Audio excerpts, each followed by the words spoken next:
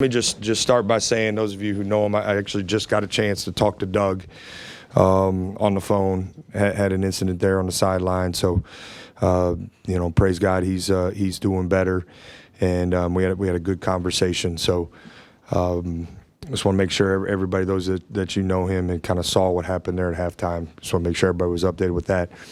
As far as the game goes, this was a unique.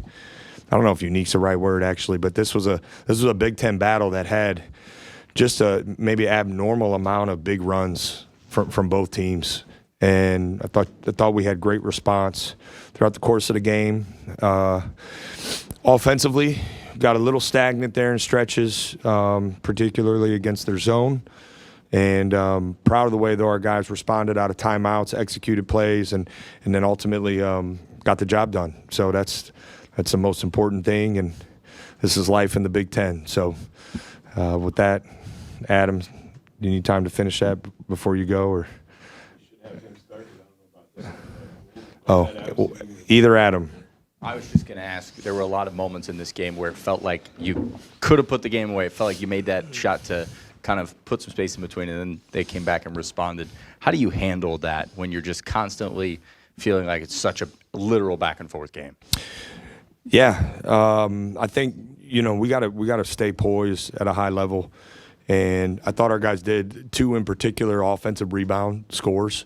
That's not acceptable. Thought we lacked some detail on the glass. We didn't go hit enough. We ran into the paint, gave up long rebounds, and then in our zone, actually did it a couple times too. So disappointed in the rebounds and a couple of the lack of attention to detail from a scouting report standpoint, defensive plays, where we let guys play to their strengths when we know better, and our guys have worked really hard at knowing that stuff. So aside from that, I mean, if you followed this team, Minnesota, for the last 5-6 games, like, you shouldn't be surprised that they played the way they did. They're a good team, and it was really important for us because of the way they've started games to come out and get a good start.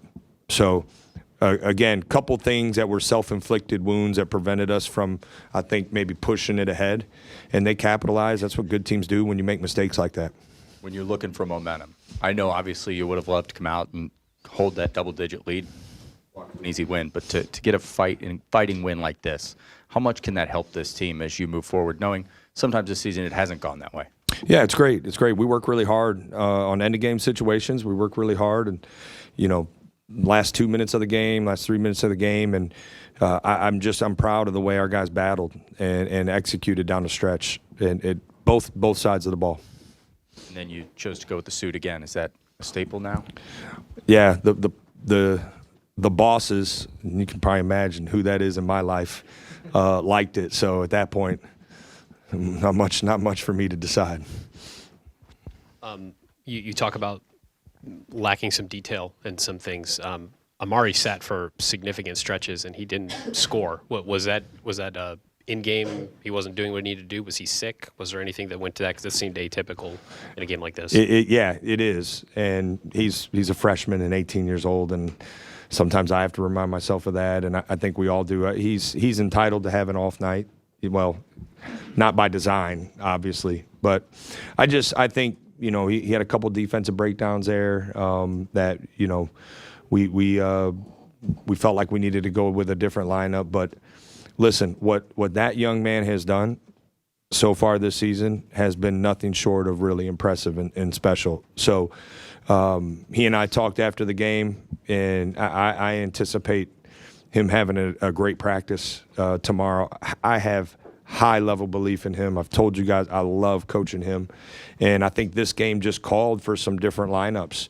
They went a little smaller at times. We went a little smaller at times, and he stayed ready. He came in after sitting for a little bit, sign of his maturity, and also we had some guys step up. I think that let's not. It wasn't all on him. We had some guys kind of rise to the occasion when they went. I thought Yvonne did really good. Colin had some major plays. So it wasn't. Some of that was those guys, kind of rising to the level there too. Colin specifically, I think he had 2 team offensive rebounds in the first half where he tipped it off of guys and went out of bounds. And then in the second half, he does what he does and has the big play in overtime. But what did he give you tonight, and what is a blueprint like that for him going forward? Well, it started with just maximum effort and toughness. He was flying around on the offensive glass, probably should have got credit for 4 or 5 offensive rebounds, the way he was tipping balls and keeping them alive. And, huge play with the assist to Junie. So I think collectively we've talked a lot about attacking, being aggressive, our mentality. Certainly didn't have that for the full game, but had it for a good stretch. And I think our bench has gotten better with that. They're making more plays. They're being more aggressive. I thought those guys did a good job tonight. Jake, you kind of mentioned it there with the aggression, and Colin, just what's it like as a coach? You've preached it to us all season with the bench, like being aggressive when you guys get out there, for Colin to not only the rebounds but also just to see him get the steal and actually go finish it get the layup. Yeah, it brought a smile to my face after that, because it was a big time play, and in that moment there was nothing but aggressive from him, and I loved it, and he converted, and he earned that moment because he had played with aggressiveness even leading up to that point. What do you think of the aggression from Yvonne as well, finishing with 9 rebounds and went for a couple of shot block attempts? Felt like he tried to really control the paint when he was in there. Thought he did a really good job, and I think this is multiple stretches where he's gone in and been impactful. So those guys just got to keep stacking good days. That's what we're looking for. And when you get your moment in the game, just be aggressive and fly around and play really hard. And I thought those guys did it. Yeah, it didn't go super smoothly from 3-point range. How much were you on the guys just to get it inside? Because it looks like that's where you did some damage. Yeah, disappointed in particular. I think it was the first half, the stretch where we might have had 3 or 4 straight threes, and I don't know if we even got close enough to smell the paint, to be honest. So I think in those situations, we don't need to take, hard 3-point shots early in the clock, because we're a complete and versatile offense. So I want us to be aggressive. I want us to test the paint. We want to certainly shoot. We'll take open threes early in the clock, absolutely. But we don't need to take hard, challenged ones. And it like became contagious, right? It was like one guy did it, and another guy did it, then there was another one, and all of a sudden we just went 4 straight possessions and took really hard shots. And so those stretches, we got to be better. We did the same thing against Washington, quite honestly. We had a stretch of a few possessions that we weren't good enough offensively. So we have to grow from that, and we will. Bruce doesn't score the first 10 minutes and then finishes with 24. I mean, it seems like whenever he has that 8-foot pull-up, it goes in every time. Are you just coaching him? Just do that every time. I mean, come on. Yeah, no, I mean, not every time, but I want him to be aggressive. I thought he got some really good looks from 3. That he'll hit, most nights, and I thought he did a great job getting to the paint. Their defense has really done some good things lately, and they put you in some compromising situations with the way they changed their help and things. So I thought he read the paint really well, got to his spot. He's really good when he gets to his spot there, and he just has to stay aggressive. I think. Even though he didn't score, he took a few shots early in that stretch, which was good. That's my biggest thing, is he can't be coming out and not being aggressive. So I like that he was aggressive. Just missed some good looks, and then he got it rolling. What did you think of the last play in regulation? Did you hold your breath? I mean, it was close to being on the rim. Coach said he hasn't seen the replay. What were you thinking on Amari's play? Goaltending, not goaltending? I haven't seen it yet. In that situation, balls bouncing around, like I just want us to scramble, make sure we make whatever shot they're about to get up really, really hard. And we were able to do that and get a stop. I thought we had a matchup that was good in our favor offensively before that. We could have got maybe a little bit better look, but we were aggressive and took what was there, and yeah, we scrapped at the end, and that's what you want. Yeah, attendance was below 9,000. Less than half the stadium was full, and the energy in these weekday games have kind of felt a little different from, say, the UCLA or Notre Dame game. And you have 4 more of these weeknight home games this season. What do you think can be done to raise the energy and just the overall attendance down the stretch as home court becomes more and more important? Yeah, I mean, I got a great deal of trust in the people in our department who are working really hard to help us in that regard. We would love, right, to be able to simulate some of the home court environments that we go up against when we're on the road. And I think when our fans have been in there, you can really feel it. And listen, I think ever since COVID, things have changed. You know, you see across college basketball, I think things have changed for majority of arenas. We certainly have a large one, but I'm appreciative of the people that are there and the energy that they're bringing. I think, you know, we can certainly help ignite that, right, when we're flying around and the ball's popping and we're making shots, and so we all need to work together to build this. That's the reality of it, and we're going to continue to do everything we can within our program and department to keep improving things here in our building. This is the building we got, so we're going to make it great. We just got to keep building it.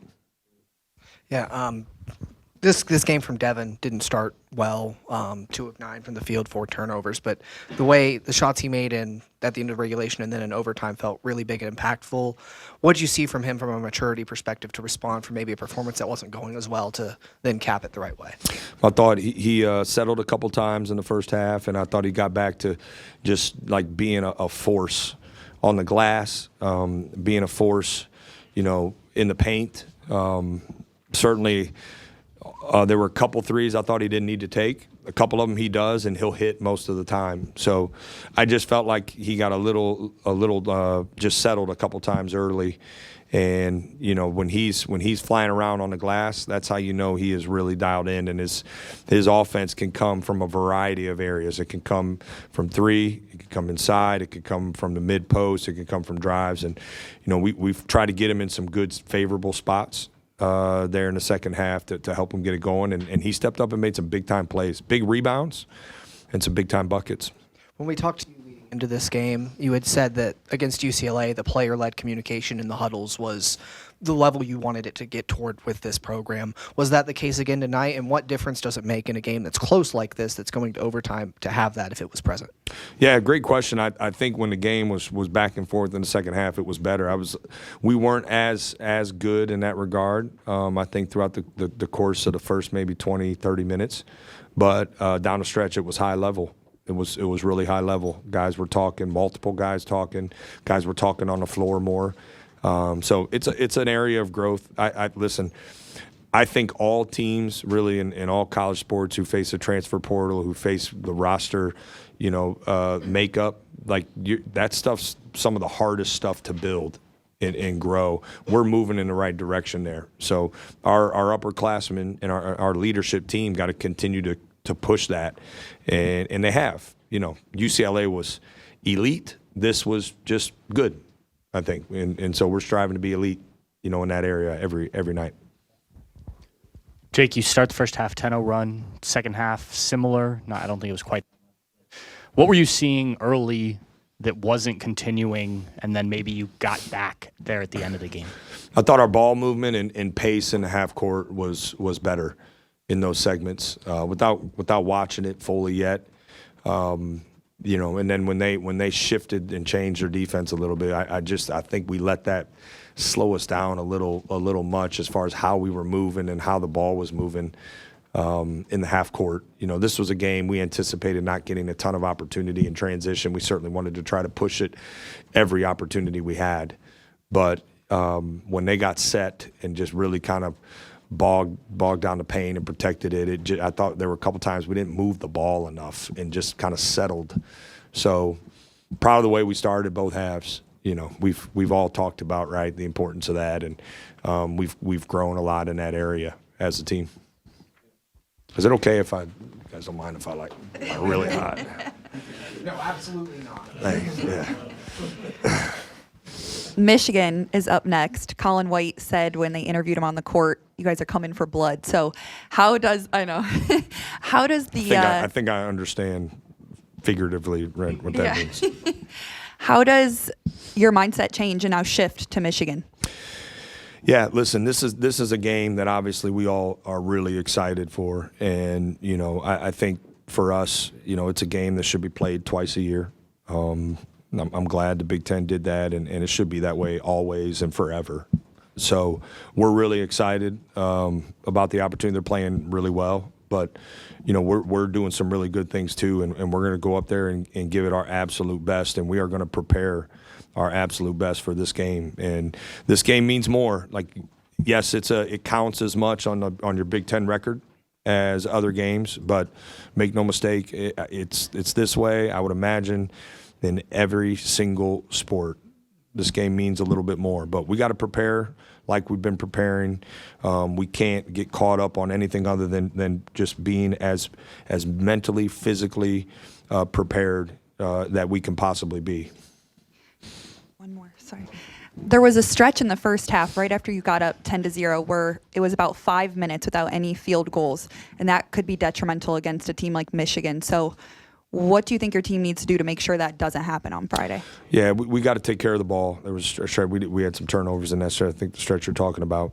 And, for us, I like when we're moving and that ball is moving, we're really hard guard. When we get stagnant and guys stand and we don't go to the offensive glass, and it's a lot easier to guard anybody when they do that. So we got to watch from this game what the good offense looked like and felt like, and then the possessions that weren't as good, and we gotta grow from that. But yeah, I think that's the biggest thing during those stretches. We got to quit having those stretches, quite honestly. Hey, Jake. Overtime, super efficient. I mean, you had, I think, one empty possession early in the overtime. What did you see there? Why do you feel like things went so well in overtime? Do you feel like there's anything you said to them, or did they just go out and do it? Yeah, it was all coaching. Yeah. Listen, I think our execution was really good. Our execution was really good. We got a couple deflections, I think, in that stretch. Our defense did some good things, but this team has continued to get better in those situations, and we've spent a lot of time practicing those. So I think our guys are really comfortable in the moment, and we again, I just felt like we were aggressive, we were attacking, we were playing to go take the win, not like kind of sit back and hope we don't lose. And that's what we've been really trying to build throughout the culture and DNA of our program. Like we are attacking, we are going to go take a win, and not the other way around. So I thought our guys did a great job with that. It's becoming more and more of who we are, and we're going to need it more, right? We know we're going to be in these situations again, and so proud of the way our guys executed. Hey, Jake. You mentioned after the UCLA game that playing Gabe and Bruce and John together, you had some sort of in-house metrics said that was a really efficient lineup for you. What did you think of that group tonight, and how much do you see that maybe expanding as you move forward through the season? Yeah, I think without seeing the numbers, it didn't feel as good. I don't think it was as good from a plus-minus standpoint, but certainly you're looking at, right, for us now, we're starting to assess two things. You're starting to assess all our high major games and lineups. You're starting to assess maybe the last handful of games and last few games. So we're looking at all the numbers in that regard, and that lineup has been really good for us. I don't think it was as good tonight, but typically it's a good defensive line. Like the efficiency margin with that group is pretty good. Yeah, it has been lately. There's things you got to take into consideration, the size of the other team, right? Who they're playing kind of at the three. The reason it's been so good is Bruce's versatility defensively. I think Gabe provides some good bite on the ball defensively, and it allows us offensively to. You got three guys that can play make, so yeah, we'll continue to use it. I think tonight was just. I'm assuming it's going to trend in a positive direction from here, like it had been. Jake, I know it hasn't been long, but you got a few days now with Puff Johnson in the program. First of all, how has that been going? Second of all, do you have a better idea now of how long it might take to get him on the court? Yeah, Puff's a great young man. We knew that before he got here, and so it's been fun having him around.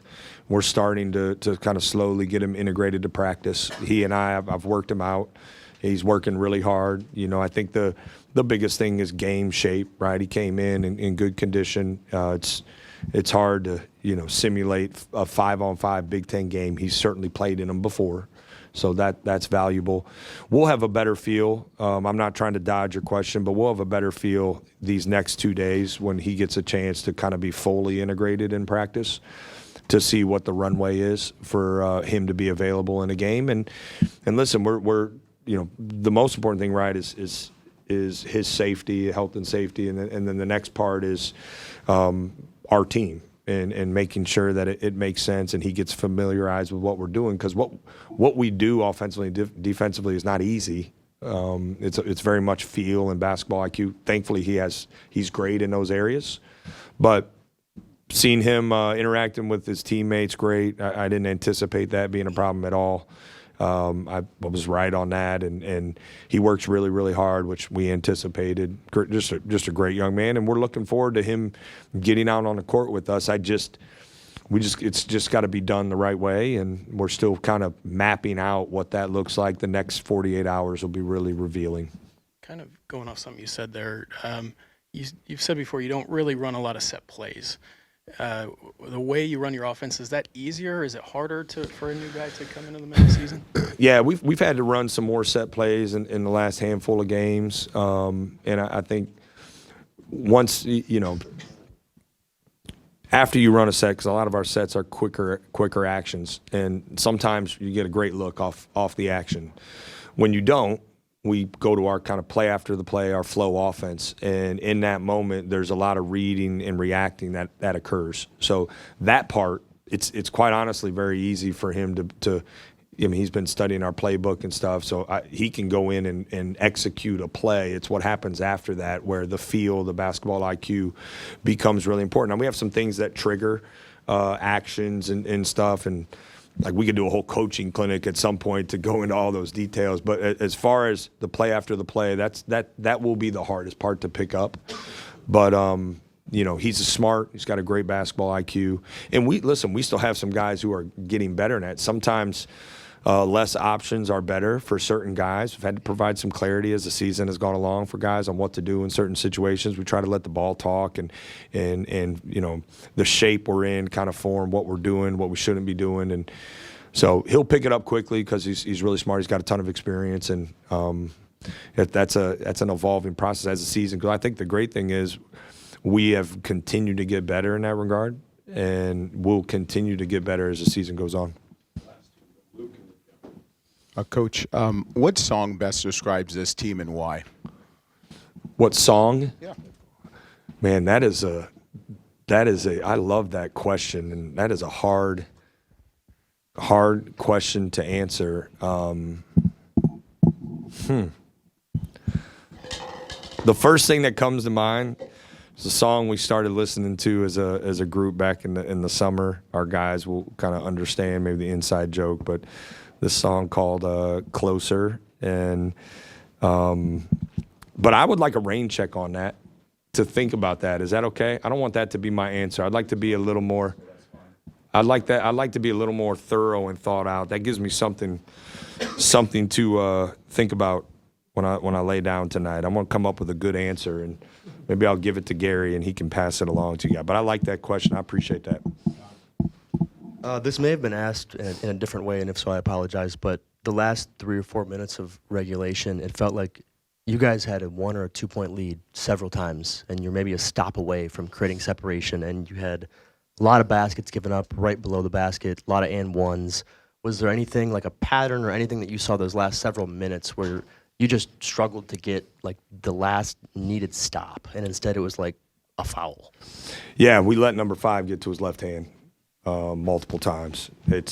He's very good at it, so let is probably not the right term, but we knew, right, that was a real strength of his, and I felt like we didn't do a good enough job taking that away. That's the first thing that stands out to me. And then I think in that stretch there was at least 1 offensive rebound, maybe 2 we gave up. I might be getting confused with one we either gave up towards the end or it was in overtime. But I think in those moments you can't have a mental lapse and run under the rim to get a rebound and the ball bounce over your head, right? You can't miss an incoming cut or on a rebound. We also had a breakdown in our zone. I know at the end, an action that they were cutting a guy from the corner in a ball screen, and we had talked about that and drawn that up a couple times. So that was a lapse. So I think those were opportunities where we knew what or at least had a good indication of what they were going to do, whether it was a player's tendencies or an action where we could have capitalized a little bit better. And when we did, I'm pretty sure we gave up at least one offensive rebound for a score, maybe a second. All right, guys, thanks for coming. Have a good night.